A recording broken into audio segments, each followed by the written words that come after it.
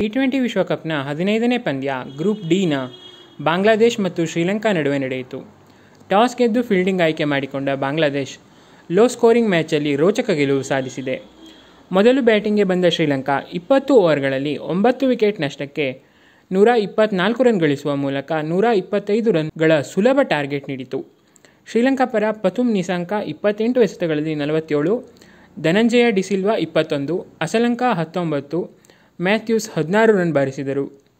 ಬಾಂಗ್ಲಾದೇಶ್ ಪರ ಮುಸ್ತಫಿಜುರ್ ಹಾಗೂ ರಿಷಾದ್ ಹುಸೇನ್ ತಲಾ 3, ಟಸ್ಕಿನ್ ಅಹ್ಮದ್ 2, ತಂಜೀಮ್ ಹಸನ್ ಸಕೀಬ್ 1 ವಿಕೆಟ್ ಪಡೆದರು.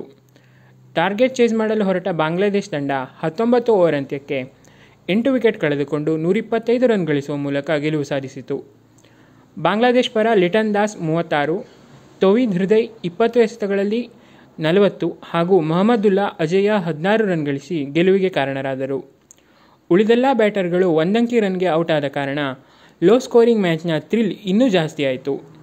ಶ್ರೀಲಂಕಾ ಪರ ತುಷಾರ 4, ಹಸರಂಗ 2, ಧನಂಜಯ ಡಿಸಿಲ್ವಾ ಮತ್ತು ಪತಿರಾಣ ತಲಾ 1 ವಿಕೆಟ್ ಪಡೆದರು. ಪಂದ್ಯದಲ್ಲಿ ಬೌಲಿಂಗ್ನಲ್ಲಿ ಮಿಂಚಿದ ಬಾಂಗ್ಲಾದೇಶ್ ಬೌಲರ್ ರಿಷಾದ್ ಹುಸೇನ್ ಅವರು ಪಂದ್ಯಶ್ರೇಷ್ಠ ಪ್ರಶಸ್ತಿಗೆ ಭಾಜನರಾದರು. ಇಲ್ಲಿಗೆ ಈ ವಿಡಿಯೋ ಮುಗಿಸ್ತಾ ಇದ್ದೀನಿ. ಮುಂದಿನ ವಿಡಿಯೋದಲ್ಲಿ ಮತ್ತೆ ಸಿಗೋಣ. ವಿಡಿಯೋ ಇಷ್ಟ ಆದರೆ ಲೈಕ್ ಮಾಡಿ, ಶೇರ್ ಮಾಡಿ, ಚಾನಲ್ಗೆ ಸಬ್ಸ್ಕ್ರೈಬ್ ಆಗೋದು ಮಾತ್ರ ಮರಿಬೇಡಿ. Thanks for watching.